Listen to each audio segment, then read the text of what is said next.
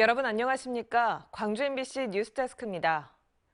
대통령 선거가 마무리됨에 따라 여야가 3개월도 채 남지 않은 지방선거 준비태세로 전환을 시작했습니다. 대선의 여파는 양당에 다르게 작용되고 있는 모습입니다. 김영찬 기자가 보도합니다.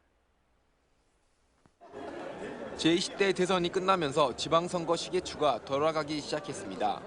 대선에서 존재감을 드러내지 못한 진보당 정의당은 일찌감치 예비후보 등록을 마치는 등 전열을 가다듬고 있습니다. 하지만 민주당은 아직 예비후보자로 등록한 입지자를 찾아보기 힘듭니다. 대선 패배로 지도부가 총사퇴하면서 서로 눈치보기 싸움을 하는 등 지방선거 분위기는 뒤숭숭합니다.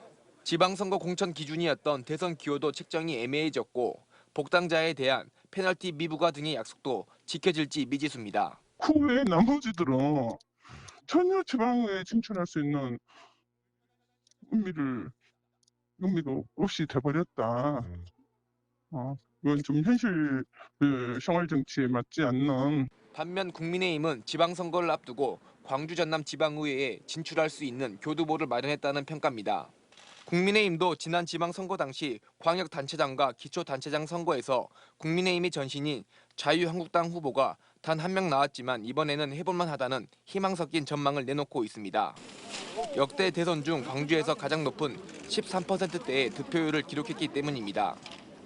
광역자치단체장 선거에 경쟁력 있는 후보를 내는 것뿐만 아니라 지방의회 비례대표까지도 노리고 있습니다. 차기 정부 구성할 때 이게 좀 이렇게 충분히 반영을 하면 좀 후보로 나설 만하면 괜찮은 분들이 좀 생기지 않을까? 선거는 다가오는데 아직 예비후보 등록조차 제대로 못하고 있는 민주당. 예전과는 다르다는 국민의힘. 선거 80회를 남겨놓고 양당의 온도차가 확연하게 달라졌습니다. MBC 뉴스 김영창입니다. 1박 2일 일정으로 호남을 찾은 이준석 국민의힘 대표가 코로나19 양성 판정을 받아 일정을 모두 취소했습니다. 국민의힘에 따르면 오늘 낮 조선대학교를 찾아가 대학생들에게 감사의 인사를 전하려고 한 이준석 대표가 코로나 양성 판정을 받으면서 일정을 취소했습니다. 이준석 대표는 두 자릿수의 지지율을 보내준 호남 시민들에게 감사 인사를 전달하고자 어제부터 광주를 방문해 일정을 소화하고 있었습니다.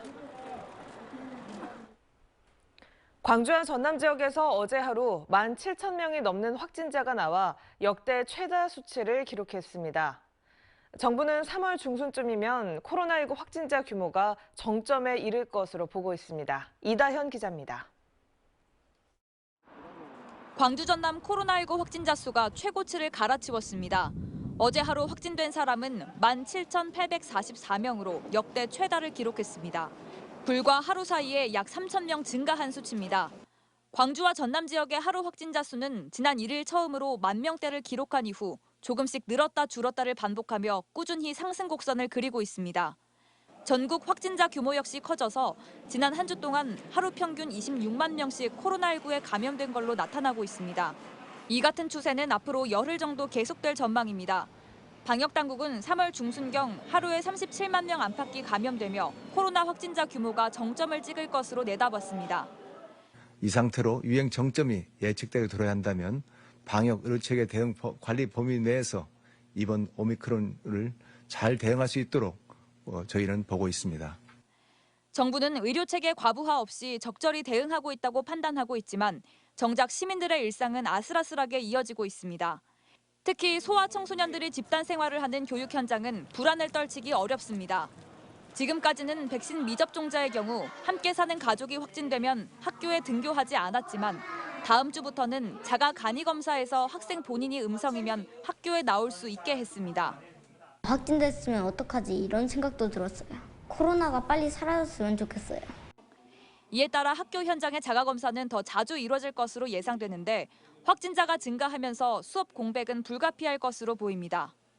학습이 중간중간 끊기게 되는 그런 시점들이 올 텐데 그럴 경우에 이제 저 아무리 교사다 보니까 그 결손에 대해서 좀 많이 고민을 하고는 있습니다.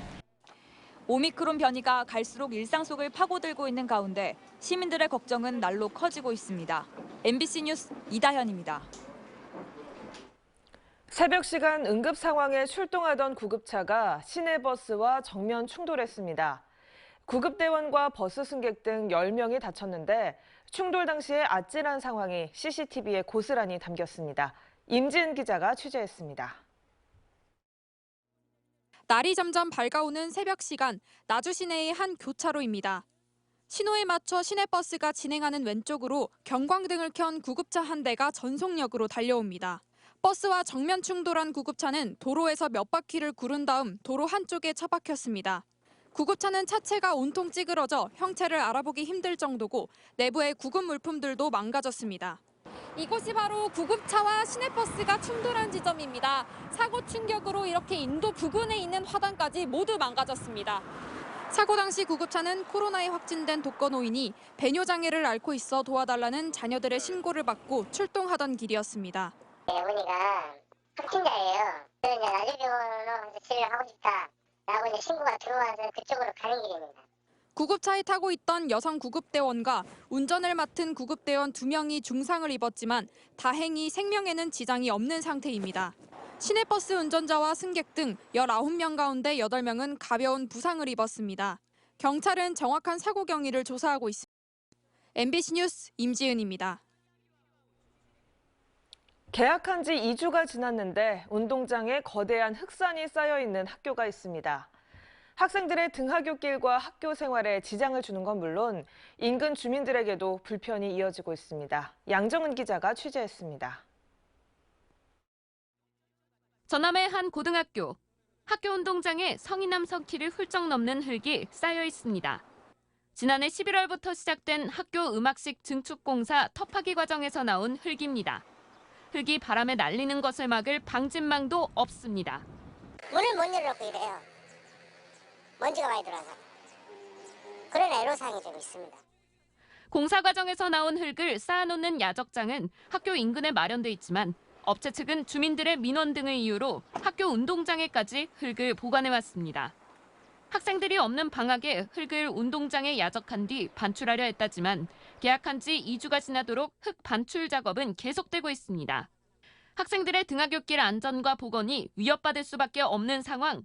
학교 측은 학생들의 등하굣길 안전 지도를 하고 있고 방진망도 흙 반출을 위해 최근에 벗겨놓은 것이라고 밝혔습니다. 1, 2주 사이면은 정리가 되고 또 운동장은 또 어느 정도 맞춰줘야 되기 때문에 그 작업을 할 계획이고요. 그리고 안전 난간도 당초에는 계획을 했다가 흙이 쌓여 있기 때문에 그 작업을 못했습니다. 또 학교 측은 MBC 취재가 시작되자 뒤늦게 흑산에 방진망을 설치하고 학생이 없는 주말에 흙 반출 작업을 진행할 계획이라고 밝혔습니다. MBC 뉴스 양정은입니다. 광주 전남 지역 자동차 휘발유 평균 가격이 연일 최고치를 기록하고 있습니다. 한국석유공사 유가정보 시스템을 보면 3월 10일 기준 광주의 자동차 보통 휘발유 1리터 평균 가격은 1,892원, 전남은 1,886원으로 집계됐고 이는 1,900원 선이었던 2013년 이후 최고치입니다. 경유값도 1리터에 평균 1,755원을 기록하고 있는 가운데 러시아의 우크라이나 침공 사태 속에 유가는 더욱 오를 것으로 전망됩니다. 광주형 일자리 시즌2를 구상하는 협의체가 대통령직 인수위 공약 구체화에 대응하기 위해 본격적인 활동에 들어갔습니다. 광주시에 따르면 전문가 51명으로 구성된 광주형 일자리 시즌2 드림팀은 특화단지, 인프라 등 4개 분과에서 활동하며 매주 1회 이상 회의를 통해 세부 과제와 실행 계획을 수립할 계획입니다. 광주시는 지난달 광주형 일자리 시즌2를 공식 선언한 후 위원회 출범과 친환경 자동차 부품 인증센터 개소 등 친환경 자동차 메카 도시를 위해 움직이고 있습니다. 민주당의 당론으로 채택한 정치개혁안이 6월 지방선거에 적용될 수 있을지 지역 정가가 촉각을 세우고 있습니다. 민주당은 대선을 앞두고 정치개혁안을 만장일치로 결의하고 기초의원 지역구 최소 정수를 3인으로 바꾸는 등 중대선거구제 도입을 약속했었습니다. 전남시군의회 선거구 획정은 전남도 의회의 권한인데 민주당이 전남도 의회 의석을 90% 이상 차지하고 있어 민주당 의지에 따라 중대선거구제 도입 여부가 결정될 전망입니다. 전남에서도 윤석열 당선인이 과반 득표한 곳이 있는 것으로 나타났습니다. 선거관리위원회 통계를 보면 고흥군 도양읍 제6투표소에서는 전체 355표 가운데 윤석열 후보가 207표를, 이재명 후보가 130표를 얻어 윤 후보가 과반인 58.3%의 득표율을 보였습니다. 또 윤 후보는 영광 홍농읍 읍투표소와 광양 금호동 3투표소에서 각각 40.59%와 36.53%를 얻어 전남 평균을 크게 웃도는 득표율을 보였습니다. 윤석열 20대 대통령 당선인의 농업 공약 이행 여부에 농업계가 주목하고 있습니다. 윤석열 당선인은 현재 2조 4천억 원 규모의 공익직불제 예산을 5조 원으로 확대하겠다고 공약했고, 농림축산식품업의 경제 기여도에 맞게 농업 예산을 늘리겠다고 약속했습니다. 또 마을 주치 제도를 통해 농촌병원 필수 의료 분야의 의사 유치를 지원하고 이동형 방문 진료를 확대하겠다고 밝혔습니다. 전남경찰청은 오늘 전남 22개 시군 전역과 고속도로에서 음주운전 일제 단속을 예고했습니다. 경찰은 최근 다중이용시설 영업시간이 연장되는 등 거리두기 지침 완화로 음주운전이 늘어날 것으로 보고 유흥가와 음식점 주변, 고속도로 진입로 등을 중심으로 단속을 실시할 계획입니다. 전라남도 보건환경연구원은 도내 악취관리지역 실태조사에 나섭니다. 환경대기질조사는 악취관리지역 16개 지점을 정해 새벽과 주간, 야간 등 시간대별로 악취물질을 채취해 이뤄지고, 악취 배출 사업장 검사는 28개 사업장의 배출구와 부지 경계선에서 시료를 채취해 총 23종의 물질을 검사합니다.